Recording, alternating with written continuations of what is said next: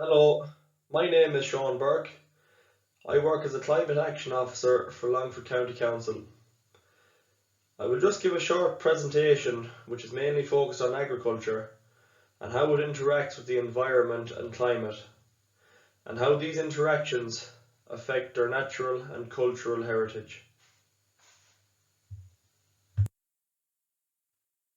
So just to start off, I suppose I'd like to run through a bit of a background on climate change and how it's actually occurring. So when we watch the news, a lot of these terms are mentioned when climate change is mentioned. So greenhouse gases and global warming would be the key ones, along obviously with climate change itself. So the diagram here on the right will probably explain these terms better and explain how climate change is actually occurring. So in basic terms, the sun's energy hits the earth. Now, the earth absorbs some of this energy and re-radiates it out into the atmosphere. Now, prior to the 1960s and 70s, there was a low concentration of greenhouse gases in the atmosphere. But I suppose the last 40 years, humans have been creating these greenhouse gases mainly through the burning of fossil fuels such as diesel in cars, heating, electricity, and all these other various activities. Now, these greenhouse gases are unique in that they have the ability to absorb the sun's energy when it's re-radiated from the earth. So if you can see here from the diagram, some of the sun's energy hits the earth and then some of it is re-radiated. But as we can see, over the last 40 years, a layer of greenhouse gases has built up in the atmosphere as a result of human activities. Now, these greenhouse gases absorb the re-radiated energy and send it back down to Earth. Now, as a result of this is what's causing global warming. So basically, this heat, this energy isn't allowed to escape, so it's trapped in the atmosphere. And over time, this changes the rain cycle and ultimately will cause events such as more intense rainfalls. Again, as the globe is warming in some areas, drought will be experienced. So in general, the term climate change is basically a change in an area's climate. So the climate of Longford has been at a particular level for the last 50 years. So going forward, we will see changes to this climate, such as more intense rainfalls, warmer summers and shorter winters. So just the next area we're going to look at to get a better understanding of things is cultural and natural heritage in rural Ireland. So I suppose in rural areas, these are often interlinking. Our natural heritage will often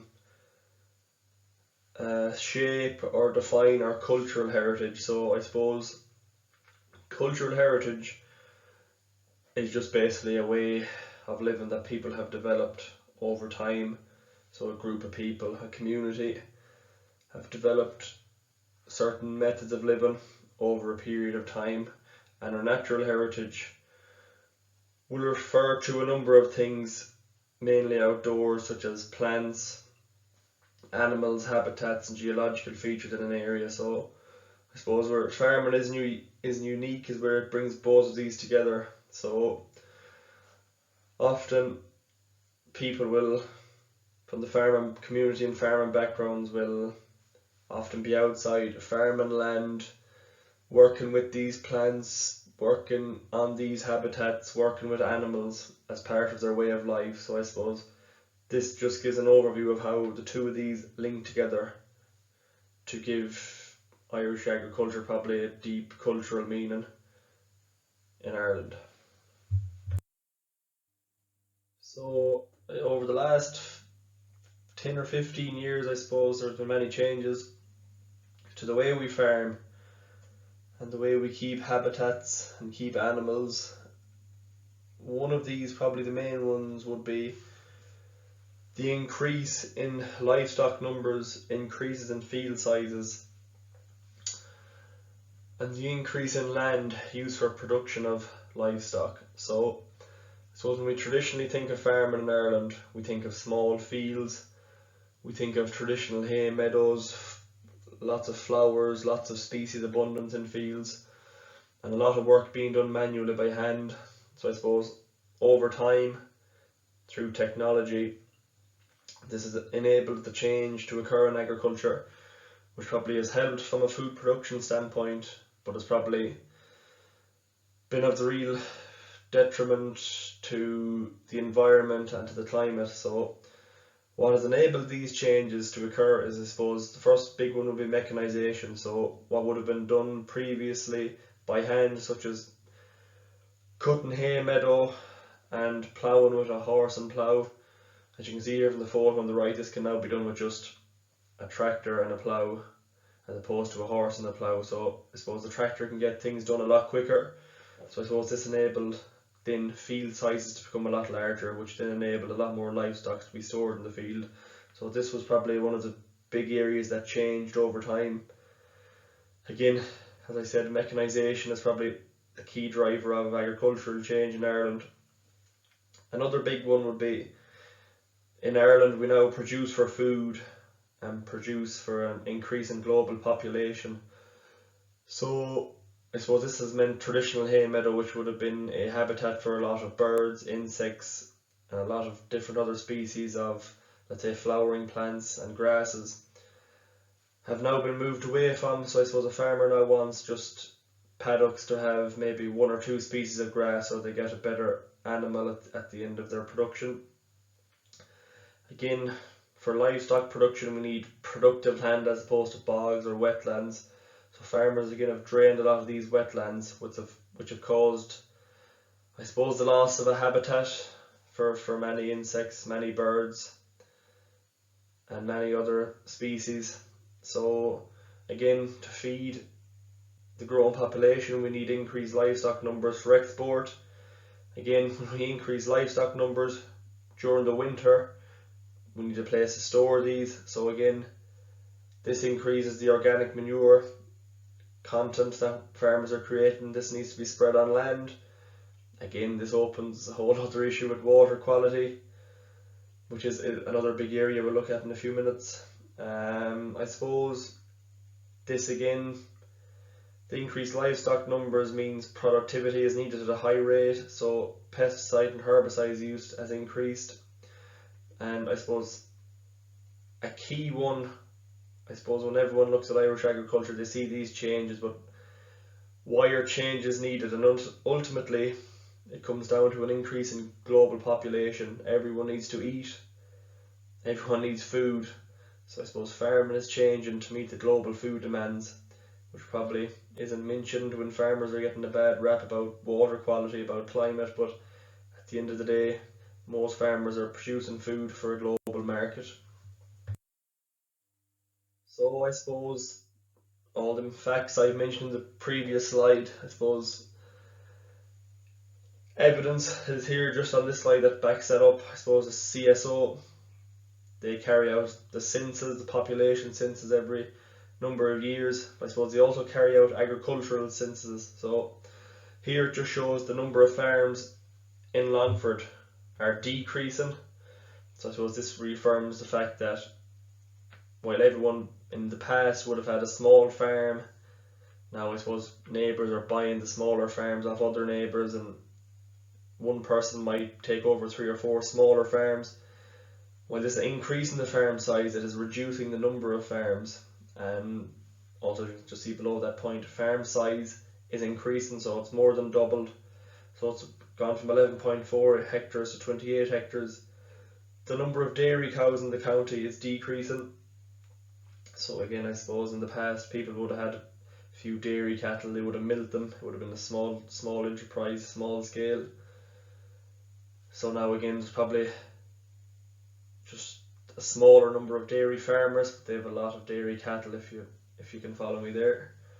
The total number of cattle in Longford has increased by 64.3%. So I suppose beef cows will probably be taking over more than dairy cattle, as you can see from the numbers, and the number of sheep has also increased by 50% in County Longford. So this is just a slide here that shows biodiversity loss and how it occurs.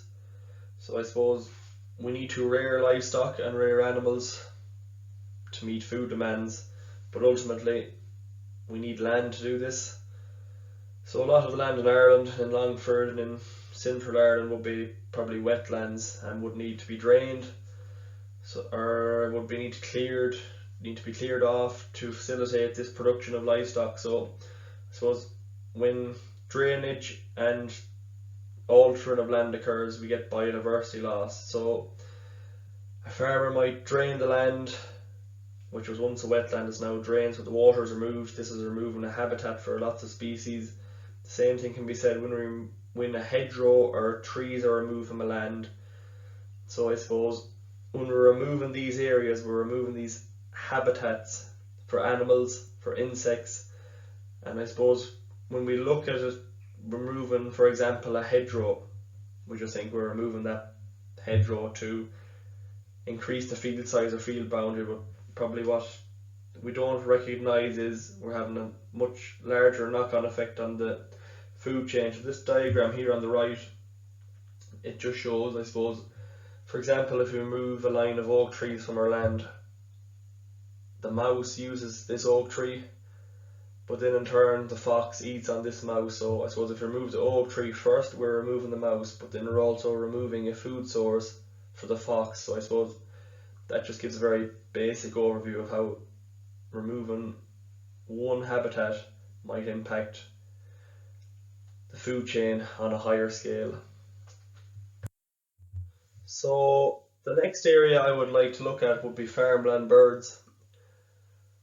I suppose from a heritage standpoint, these are very important, as in past times they probably would have been a mainstay on Irish farms, especially given our manual practices and probably traditional hay meadow use in this country.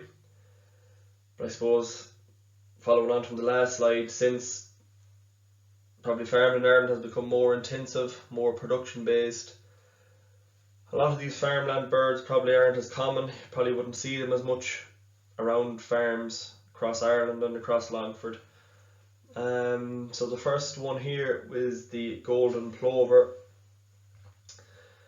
The second one here is the corncrake, which has become very topical probably over the last number of years. Again, the corncrake is a traditional hay meadow bird. So I suppose with the disappearance of this habitat and farmers moving to more grass-based paddocks, this bird has probably been declining at a very alarming rate over the last number of years. The third one here is a dunlin.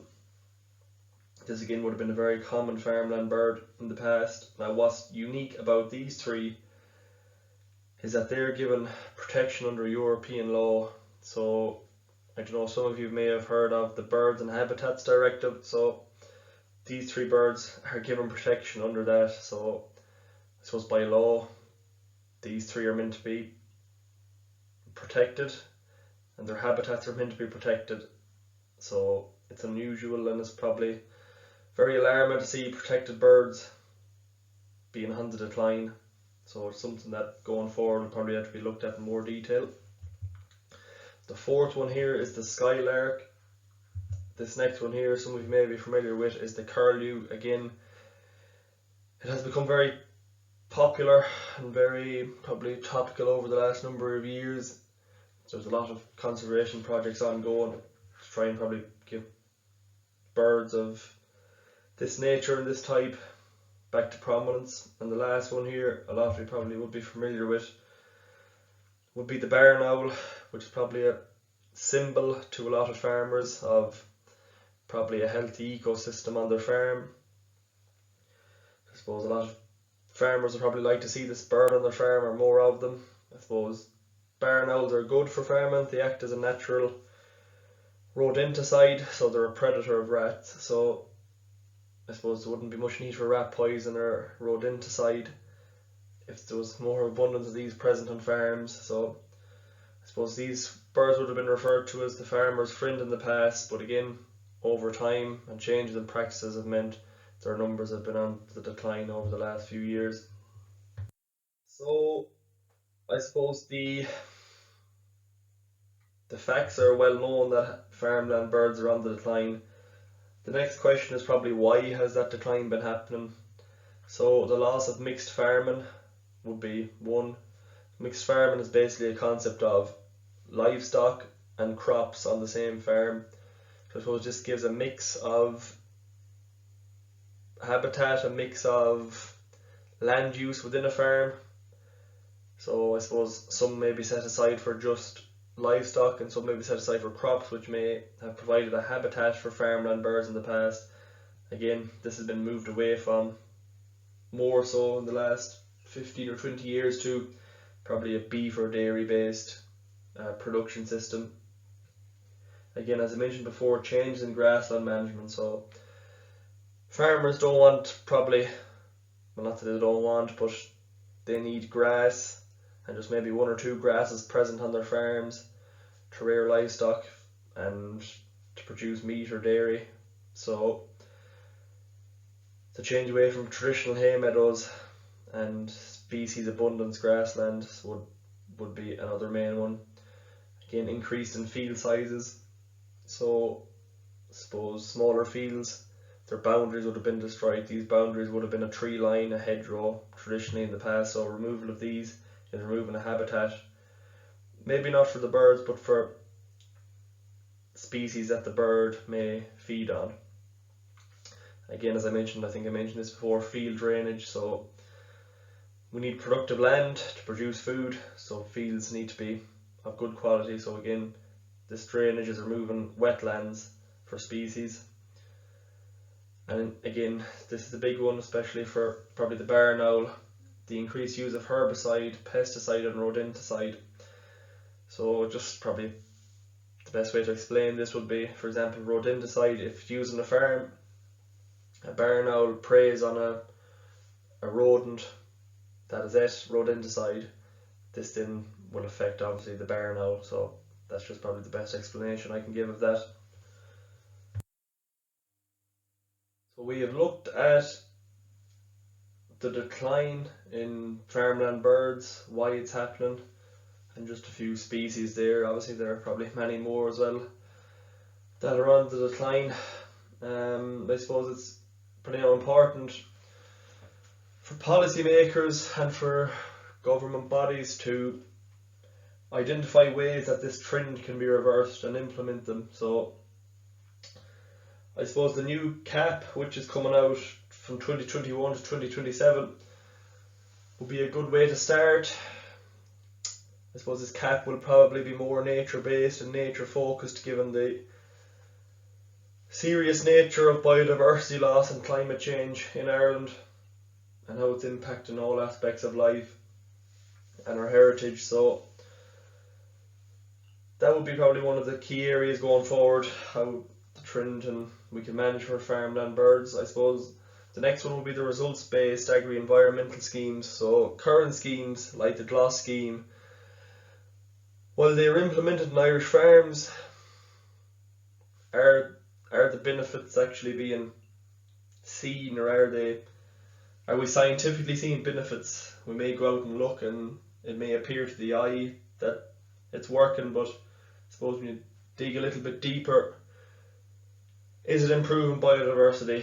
Is it improving water quality? Is it having impacts of a positive note on climate change? And I suppose it's the latest report brought out by the EPA probably highlight that maybe it isn't.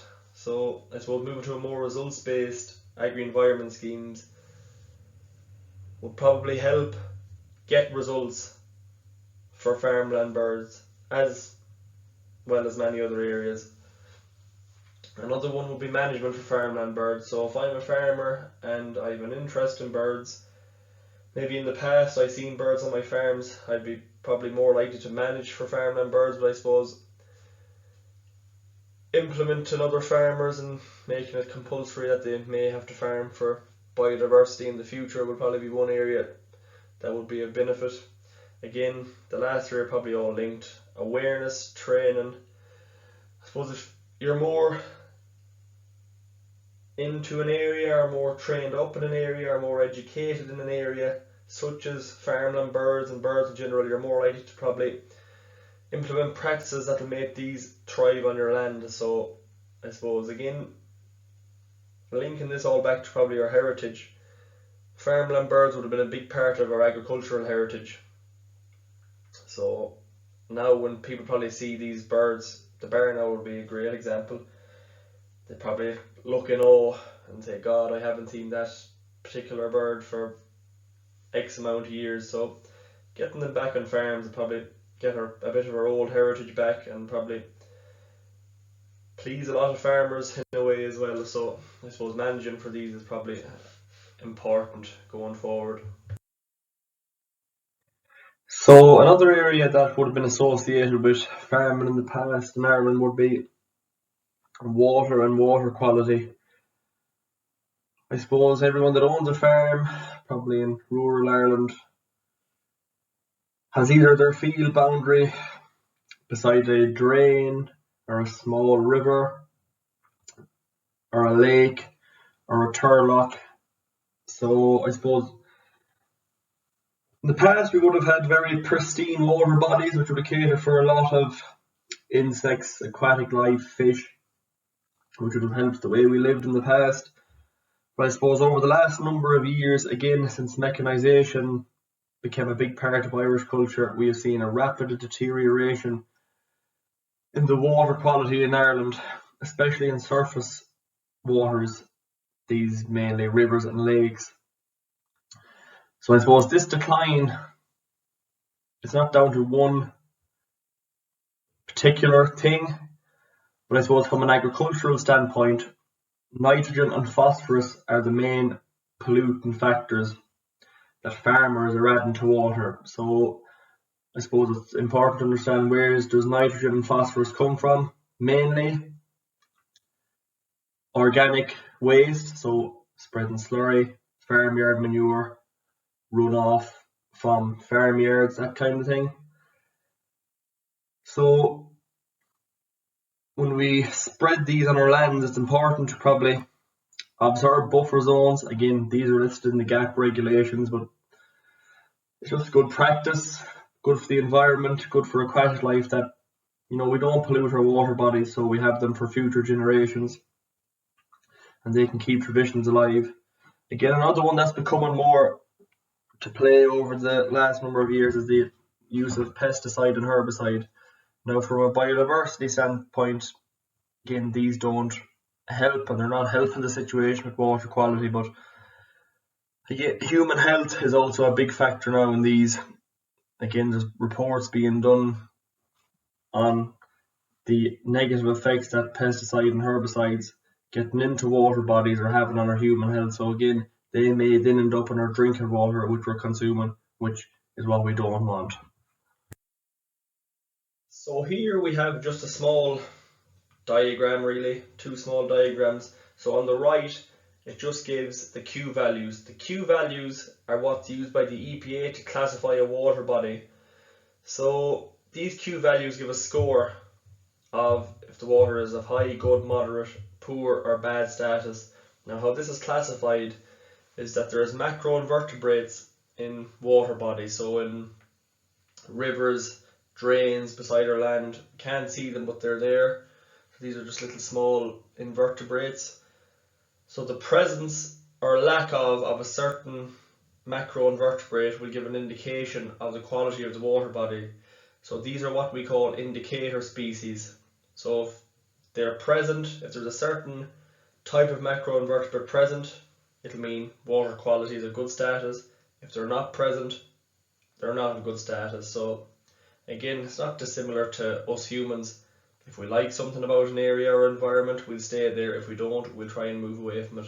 So on the left here, it just shows the latest report published by the EPA.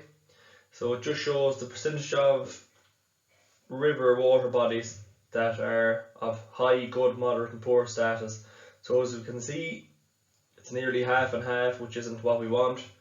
And again, just along the bottom there, Longford County Council, the area that we monitor for is basically in line with the national picture. So 12 are of high and good status, and when you add up moderate, poor and bad, that's the 12. So I suppose the aim of the Water Framework Directive is to get all water bodies up to high or good status, by the end of the cycle.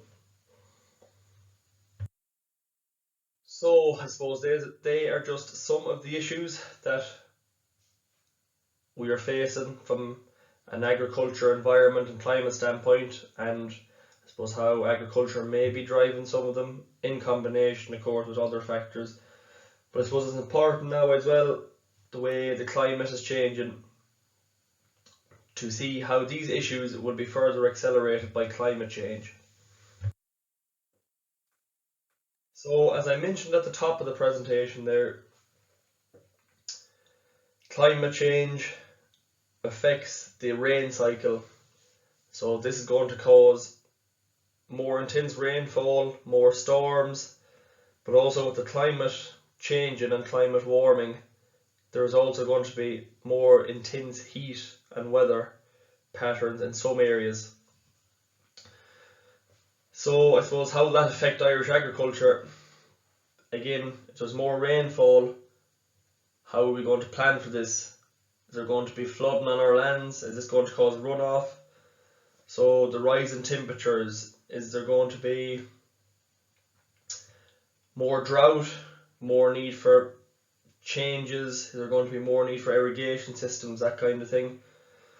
So again, seasonal variability will become an issue with climate change. So in Ireland, I suppose we have our set winter months, or set frost season. So if the climate is changing, is this frost season going to shorten? So will it begin later and end sooner? And again, I suppose that will happen, but again, what are the knock-on effects of that?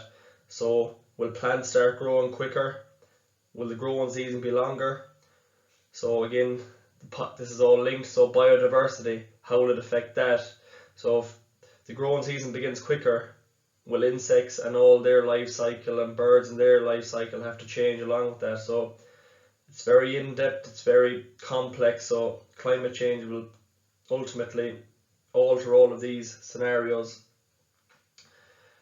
And I suppose one thing from an agricultural standpoint in Ireland, there's a lot of probably old buildings, slatted sheds, turf houses, hen houses. These are probably important from a heritage standpoint. So I suppose some of these mightn't be of great construction quality at the minute. Obviously when they were built they would have, but over time the quality has probably deteriorated. So will these storms cause these buildings to be knocked, to be damaged, and will we lose some of our heritage through that? So these are important questions going forward that should be addressed.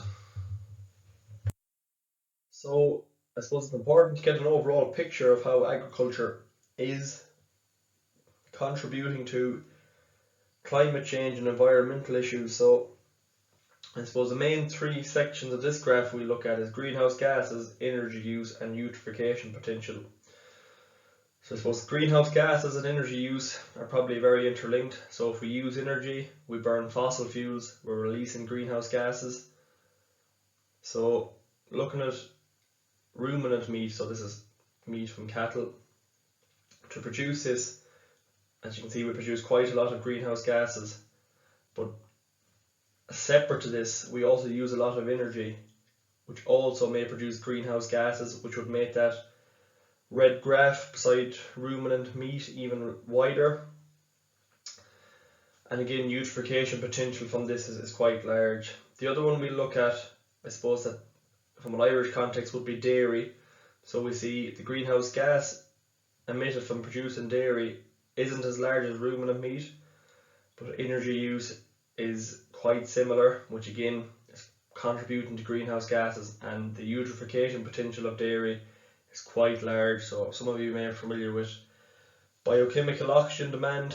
This is basically how much oxygen microbes need to break down a pollutant in water. So eutrophication of dairy, so if dairy gets into a water body, a lot of the oxygen then is used up by microbes, which causes a whole range of issues in aquatic environments. So I suppose, how is the environmental issues and climate issues already in play in agriculture linked to what future changes may occur as a result of further climate change? So I suppose, as I mentioned earlier, farmers have removed lots of habitats to make their land more productive, but I suppose going forward, climate change will accelerate this even further due to intense rainfall, which may remove habitats altogether, and drought, which may burn off and alter habitats. Crops may fail, again, due to intense weather events such as drought, so this may cause crop failure, or extreme rainfalls will also cause crop failure to a certain extent. There will be an increased need for irrigation due to drought. There will be changes to the traditional agricultural calendar. So like I mentioned previous, the frost season may become shorter, so plants may grow quicker. Will there be need for more fertilizer to grow more plants? So it's going to become a lot more of an issue going forward. Again, microbes, bacteria, viruses, for example, they have optimum environmental conditions, so they have optimum temperatures, optimum pHs that they like to live at, like humans, not that dissimilar. So new viruses may come along as they are more suited to the new environmental conditions as a result of global warming. And again, will climate change impact our ability to produce food for the increase in global population? So global and national food security may become an issue. So going forward, I suppose, what areas is it important to address in terms of agriculture, the environment and climate? So I suppose they're the same issues that have probably been mentioned with agriculture and environmental impact over the last 5 or 10 years. These would be water quality, habitat removal and loss, biodiversity and climate change. So I suppose going forward, the new CAP that comes in may make a lot of these areas more important for agriculture. Also, agricultural schemes such as agri-environment schemes may become more results based to ensure that these 4 parameters are up to standard and that they're being met. So I suppose, are our water quality standards being met?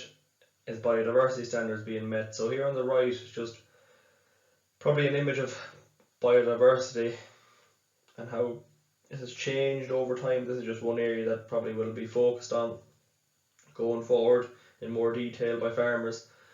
But on the right of the picture we can see the current day, so all the trees, everything has been probably removed to get larger fields for production. Again, the number of species up the top is only 4. When we look at the first picture, there's a vast abundance of species, habitats, plants, a lot of tree cover, a lot of cover and buffer areas near the water. So I suppose this is what we're probably trying to get back to. But I suppose for the medium term, the middle image is probably what we hope to get back to. And then over time, again, it's a long game, get back to the first image of lots of species, rich abundance, lots of cover, lots of tree cover, lots of plant cover, lots of habitats.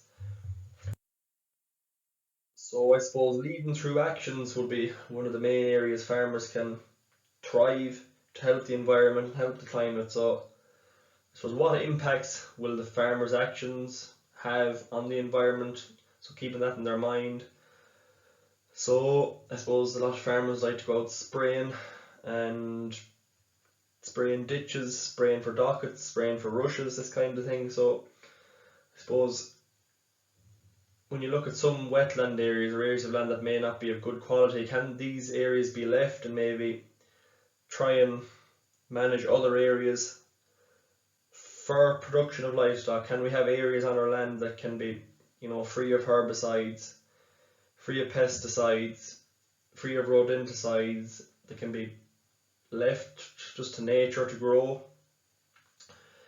Am I willing to gain knowledge in this area? So do I want to help the environment, or do I just want to, I don't care what's going on? I suppose that's probably an important thing. So it would be good if everyone wants to gain knowledge. But I suppose it's not just for them they're doing it, it's for everyone, it's for future generations as well. And it's important to understand that although we are here now, living in 2021, our actions today might impact in 10 years time, 20 years time, 30 years time. It's important to keep that in your mind as well. And again, who's ultimately benefiting from this? So I'm a farmer. I want to manage for biodiversity. My farm has lots of species present, lots of farmland birds present, good water quality around my farm. At the end of the day, that's only good for the farmers. It's not a negative, and it also may help production in the long term. So I suppose I've covered some areas. There's a lot that you could cover when it comes to environment, climate and agriculture. Again, I just probably went into very little detail on just a small number of issues. But I suppose just to conclude that science is evolving, science is changing when it comes to agriculture. I suppose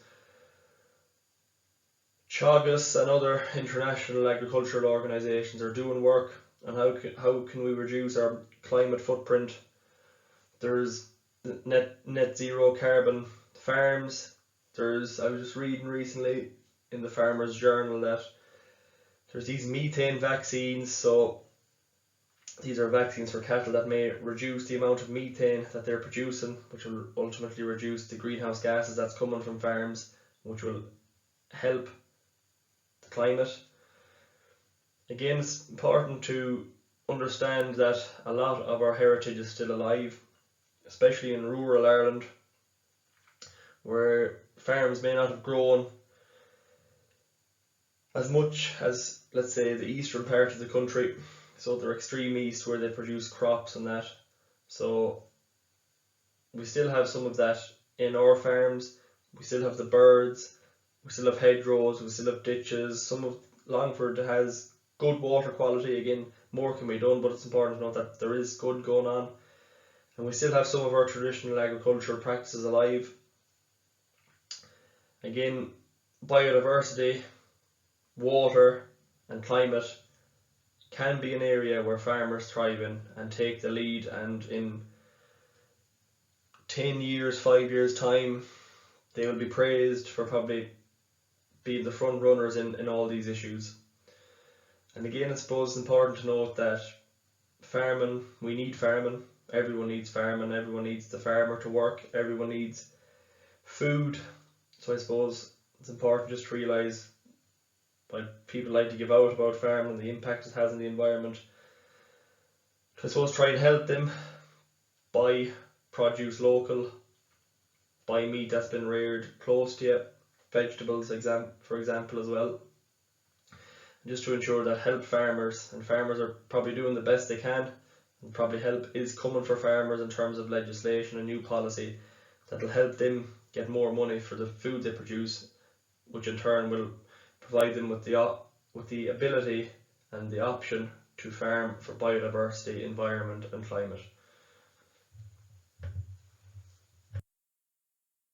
So that about wraps it up. Again, as I said, I just covered a small number of topics. It's a large, broad, complex issue. When you mix in agriculture, environment, climate, and then I suppose when you add heritage into that and traditional methods and traditional biodiversity features and habitats, it's all very complex.